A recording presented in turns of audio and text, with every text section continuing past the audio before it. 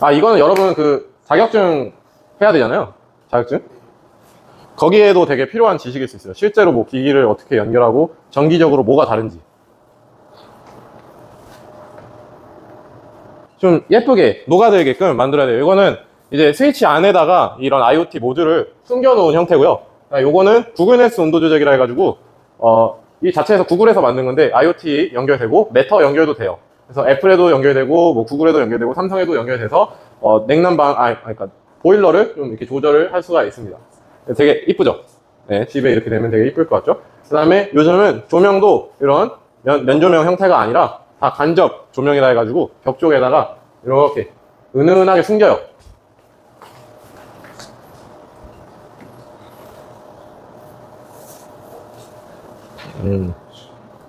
제가 제 현장에 어떻게 구현되어 있는지 좀 보여드릴게요.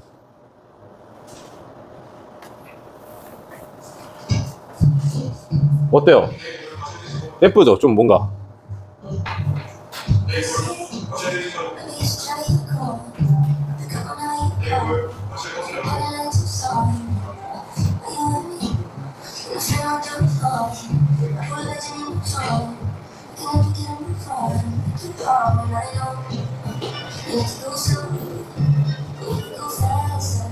자, 어때요 여러분? 이거 친구가 3m가 넘는데 커튼이 막 이렇게 달려있어.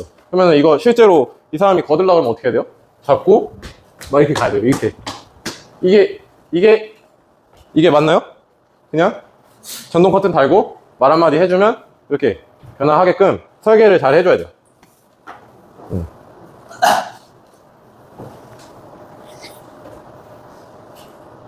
몇 가지 더 영상을 한번 볼게요.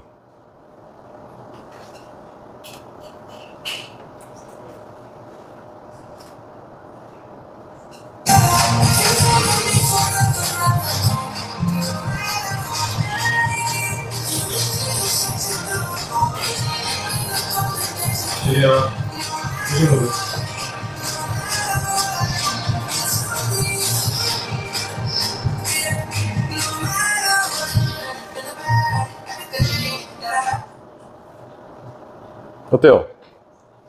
그리고 이게 호텔처럼 스위치 누르면 커튼이 닫히는 거죠.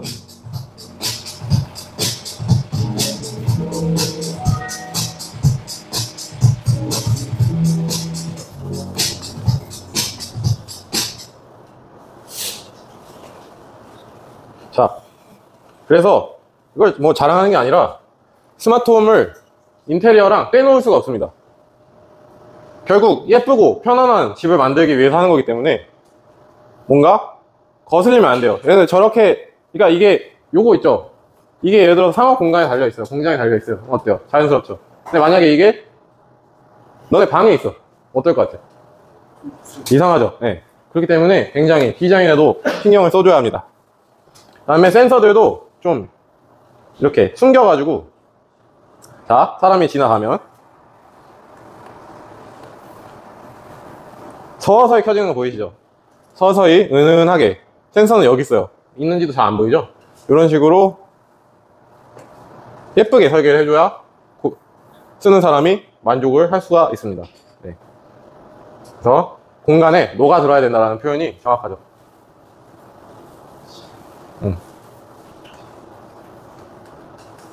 그래서 우리가, 여러분은 아직 결혼하려면 멀었지만 신혼부부만의 스마트홈을 한번 만든다고 생각을 해볼게요.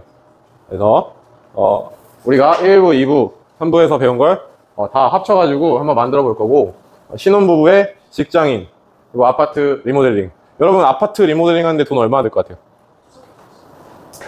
자유롭게 한번 불러봐요. 1,000만원? 1,000만원 나왔고, 그 다음 5천. 자, 5천. 5천만원. 5천만원 정도면은 기본적인 건 할 수 있어요. 맞아. 그 정도, 저희가 35평이라고 했을 때 요즘 평당 한 3, 400 정도 나오니까, 네. 한 1억이 넘는 거죠. IoT를 하게 되면은 또 돈이 더 들어갑니다. 한 1억 2천에서 막 1억 정도를 쓰는데, 어떻게 설계해야 될까요? 이쁘고 안정적으로 공략할끔 잘 설계해야 되죠. 그 다음에 이런 아까 배웠던 페인 포인트. 아, 힘들어. 밤에도 너무 조명이 밝아. 잠이 안 와. 아, 근데 출장 갔을 때 뭔가 내 강아지는 어떡하지? 이런 것들이 좀 걱정되는 걸 해결해 줘야 됩니다. 그래서 스마트 조명, 스위치, 카메라, 도어락, 도어벨, 그다음에 냉난방 기기 적용해야 되고, 이런 것들 적용해서 AI 절약 모드 이런 것들도 쓸 수 있고, 그다음에 외출이랑 그다음에 귀가했을 때 루틴 등을 설계를 해줘야 돼요. 자, 실제로 우리가 공사를 하게 되면은 설계 도면을 뽑아요. 설계 도면을. 공사하기 전에 설계 도면을 엄청 뽑는데, 그 중에서 전기 도면이랑 통신, 전열. 그러니까 전열이 쉽게 말하면 콘센트랑 이런 것들 어떻게 할 건지에 대한 도면이고, 전기 도면은 이런 조명류들이라든지 뭐 네트워크 장비들 이런 것들은 통신 배선 이런 것들을 도면에 저희가 어떻게 반영할 건지 미리 설계를 해줘야 됩니다. 그 다음에 시공할 때 여러분 전기 배우죠? 일반적인 이런 스위치와 스마트 스위치는 구성이 좀 다릅니다. 그 다음에 아까 보여드린, 제가 여기서 샘플로 보여드린 조명들도 정기적으로 기존 시공법과 달라요. 그렇기 때문에 이것들을 다 고려해가지고 시공을 해야 되고, 저희가 IoT 하면 뭐가 있어야 돼요? 네트워크가 있어야 되죠. 네트워크 각 그 공유기를 천장에다가 끊김없이 다 배치를 해야 되기 때문에 이런 것들에 대한 사전 설계도 필요합니다. 그 다음에 플랫폼은 뭐 스마트띵즈 쓸 건지 애플 쓸 건지 구글 쓸 건지 좀 미리 정해서 거기에 최적화된 기기들로 구성을 해야 되고, 거기에다가 설치가 다 끝나고 연동을 다 해줘야 됩니다.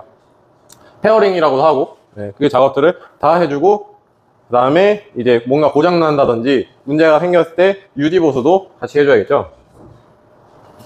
그래서 보면은 일단은 고객이 예를 들어서 내가 갤럭시를 쓰는지 애플 기기를 쓰는지 이런 것들도 좀 중요할 거고, 가전제품은 삼성 걸 주로 쓰는지 LG 걸 주로 쓰는지 이런 것들을 점검해서 이런 식으로 설계도를 만들 거예요. 그래서 허브에는 이런 기기들이 붙을 거고, 그 다음에 가전제품은 다이렉트로 붙을 거고, 예를 들어서 여기 뭔가 아카라나 다른 기기가 있으면 얘들은 어떻게 배치할 예정이다 이런 것들을 미리 설계를 하고, 그 다음에 음성 제어는 구글을 통해서 한다 이런 식으로 설계를 해야 됩니다. 그 다음에 이 설계를 다 반영해서 기기들을 어떤 걸 배치할 건지를 미리 정할 거예요. 미리. 예를 들어서 이 현장에는 이런 모션 센서와 스위치를 쓴다. 그러면 이것들을 설치 위치에 잘 배치를 해서 실제 설치 작업을 수행하실 분들한테 잘 설명을 해줘야 돼요. 그래서 이런 것들도 필요하고, 그 다음에 네트워크 설계를 잘 해야 됩니다. 사실 이게 이제 뭐냐면 우리가 와이파이 커버리지라고 하는 거예요. 여기가 공유기가 있고, 공유기로부터 멀어지면 우리가 와이파이가 어떻게 되나요? 잘 안 되죠. 와이파이가 조금 끊기잖아요. 그래서 공유기를 여러 대를 배치할 거예요. 그리고 메쉬 네트워크라고 혹시 들어보셨어요? 네, 메쉬 네트워크를 하면은 예를 들어서 공유기가 여기, 사람이 여기 있어. 근데 일로 이동했어요. 근데 얘가 없다고 가정하면은 얘는 신호가 완전 약해지고, 그 다음에 메쉬 네트워크가 아니고 다른 공유기가 있어도 얘는 그냥 연결되지 않고 끊깁니다. 심지어 얘네 아이디가 똑같아도 비밀번호랑 얘가 완전히 해제돼야지 얘가 붙어요. 근데 이 메쉬 네트워크는 이 중에서 더 신호가 강한 놈한테 붙습니다. 그렇기 때문에 집안 곳곳을 돌아다녀도 끊김 없는 네트워크 경험을 할 수가 있습니다. 그래서 IoT 장비들은 곳곳에 와이파이를 쓰는 제품들이 많이 배치되기 때문에 이런 식으로 네트워크 설계를 잡아주는 게 좋고요. 그 다음에 요거는 잘 안 보일 텐데, 조명도 배치하는 방법이 달라요. 저희가 뭐 전기 실습을 해봤을 때 스위치를 구성을 하면은 보통 이제 이런 식으로 구성이 될 텐데, 이 IoT 조명은 특히 이 정전압 방식 조명은 이런 식으로 이 LED 드라이버가 있고, 그 다음에 LED 드라이버에 전원을 공급해주는 SMPS라는 장치가 있습니다. 그래서 여기서 교류 전원을 받아서 직류 전원, DC 전원으로 변환을 해주고, 이 드라이버 장치가 또 전등에게 전력을 나눠주는데, 여러분 아두이노 할 때 뭐 PWM 이런 거 배워보셨을 까요 혹시? 네. 펄스 조정하는 거, 펄스폭 조정하는 거, 펄스폭을 조정해서 얘가 소모하는 총 전력을 낮춥니다. 예를 들어서. 그래서 조도를 조절한다든지, 그다음 뭐 얘가 명령을 보내서 뭔가 동작을 하게끔 하는 이런 LED 드라이버들이 배치가 돼야 돼요. 근데 이 LED 드라이버들이 기존 조명 설치하는 것처럼 여기 하나 들어가고 여기 하나 들어가고 여기 하나 들어가고 한다고 하면 어떻게 될까요? 이게 연결이 끊기면, 예를 들어서 천장에 있는데 연결이 끊겼어요. 어떻게 할까요? 어떻게? 천장 뜯어야죠. 그쵸? 근데 고객들이 그런 거를 할 수가 없잖아요. 전기 작업자들도 아닌데 저희 어머니가 그런 걸 할 수 있을 거라고 생각하지 못하잖아요. 그렇기 때문에 IoT에서는 보통 이것들을 한 곳에 모으는 조명 제어함을 만듭니다. 조명 제어함을 만들어서 유지보수를 관리해요. 기타 다른 장치들도 IoT로 도입이 되게 되면 웬만하면은 한 곳에 몰아주는 게 조금 유리한 것 같습니다. 그래서 이게 뭐냐면 이렇게 보이시죠? 아까 보여드렸던 장비들을 이런 식으로 깔끔하게 한쪽에다가 몰아놓고서 유지보수를 합니다. 그래서 기존에 예를 들어서 우리가 스위치 정기적으로 다른 점이 이거는 어떻게 작동하는 거예요? 그냥 전력을 끊어버리는 거죠. 그 중간에서 회로를 개방시켜가지고. 근데 IoT는 사실 그렇게 쓰는 것보다 이런 스마트 조명을 쓰면은 스마트 조명에도 전원을 항상 넣어놓고 그 다음에 스위치에도 전원을 항상 넣어놓습니다. 그렇게 해가지고 서로 메시지를 통해 자동화를 통해서 제어를 하게끔 만들기 때문에 이런 조명 제어함을 잘 구성해야 되고 배선 방법도 기존과 다르게 잘 적용을 해야 됩니다. 이 부분에 대해서 뭐 추가적으로 궁금한 게 있으면은 나중에 저한테 여쭤보시면 되고요. 그래서 설계된 도면을 기반으로 이런 조명을 설치한다든지 네트워크 배선을 한다든지 실제 스위치 기구나 뭐 IoT 기기들을 설치를 하게 돼요. 그 다음에 이거를 다 앱에다가 연동을 해줘야 되죠. 스마트 기기들을 앱에다가 다 연동을 해주고 자동화도 다 걸어줘야 됩니다. 이게 제가 하는 거는 거의 한 이틀 걸리는 것 같아요. 한 집 해주는데. 네. 연동 하루 하고 자동화 설정하고 설명해 주는데 하루 정도 쓰는 것 같습니다. 이런 것들을 다 거치면 스마트홈이 완성이 돼요.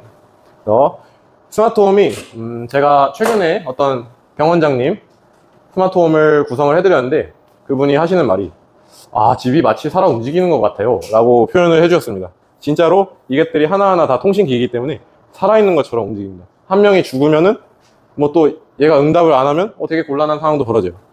그리고 이런 문제도 있을 수 있어요. 뭐 밤에 자는데 불이 계속 막 자기 혼자 켜진다든지 이런 기기 불량 이런 것들을 해결을 잘 해줘야겠죠. 네, 이런 것들도 해결하는 방법을 잘 파악하고 있어야 됩니다. 이거는 한번 볼까요? 제가 만든 견적 시스템인데 이런 것도 저 실제로 코드로 다 짜고 있습니다. 네.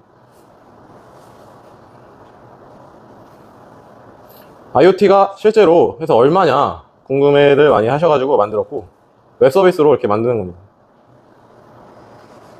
추천을 받을 수도 있고 여기에 AI가 들어가면 좋겠죠. 그 다음에 직접 선택하는 것도 있어요. 그래서 거실, 주방, 침실, 욕실, 드레스룸 이런 식으로 하게 되면은 다운라이트가 뭐예요? 모르죠? 다운라이트가 뭔지 이렇게 설명도 한번 들어보고 이것들을 계산을 해볼 수가 있습니다. 팍팍 올라가죠?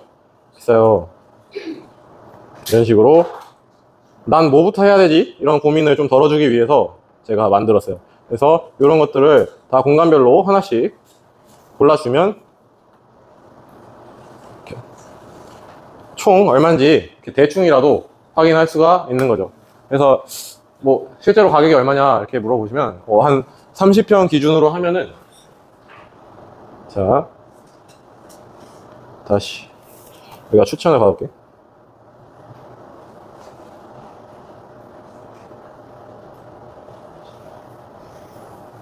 이렇게 금액이 좀 나오게 됩니다. 네. 아직까진 그래요. 싸게 하면 싸게 할 수도 있어요. 이렇게. 이 정도면 싼 거예요, 여러분. 네. 이렇게 구성을 할 수가 있고, 그래서 이런 견적 시스템을 활용하면 내가 IoT를 어떻게 좀 뭐가 배치돼야 될지를 미리 좀 생각해 보는데 좀 도움이 될 수 있습니다. 그래서 저는 이런 것들도 만들고 있고, 나중에 이런 거를 플랫폼 사업화를 하는 것도 생각 중에는 있어요. 네. 한번 보여드릴게요. 저도 여러분 커서 써본 적 있어요? 커서? 프로그래밍을 잘 안 하는 건가? 주로 배우는 게 뭐예요? 주로 배우는 거. 네. 파이썬? 주로 배우는 게 소프트웨어요? 전기 이런 건 안 배워? 잘 안 배워? 컴퓨팅만. 그러면은 이런 코드들의 집합입니다. 이 홈페이지 하나 만드는데도 코드가 지금 몇 줄이 들어간 거예요, 지금. 그쵸? 엄청 많습니다. 엄청 많아요. 이렇게 구성을 하고, 요즘은 이 깔딱이한테 나 뭐 만들어줘. 이렇게 하면은 알아서 다 만들어주는 시대가 왔습니다. 그래서 사실 오늘 준비한 강의는 이제 거의 끝났어요. 다음 시간은 여러분들 진로에 대해서 한번 같이 얘기를 해볼 건데, 뭐 그래도 제가 선배니까 답변 드릴 수 있는 건 한번 답변 드리도록 하겠고, 그래서 오늘 강의 핵심, 왜 스마트홈을 만드는가 다 이해하셨죠? 그러니까 불편함을 해결하기 위해서 만드는 거고, 어떤 걸로, 그러니까 무엇으로 만드는가, 뭐 삼성 스마트띵즈, 애플, 구글, 그 다음에 그런 제조사들을 다 묶어서 만들어야 된다. 오늘 이해시켜 드렸고, 그 다음에 뭘 더 넣을 수 있는지 AI에 대한 거, 기능들 한번 쫙 소개시켜 드렸어요. 그쵸? 그 다음에 어떻게 구현하는지 이것도 설명을 잘 드린 것 같습니다. 미래의 지능형 홈은 단순히 그냥 하나하나 제어하는 게 아니라, 뭔가 내가 들어왔을 때 내 표정의 변화라든지 뭔가 내 맥박수의 변화, 이런 것들도 자연스럽게 체크해서 나만의 이런 공간을 만들어주는 공간 비서로 바뀔 거예요. 그래서 AI 기반 지능형 홈이 만들어갈 새로운 일상을 꼭 머릿속에 박아두세요. 네, 박아두시고 나중에 직업을 선택할 때도 이쪽으로 굉장히 많은 기회가 열릴 거라고 생각합니다. 저는. 감사합니다.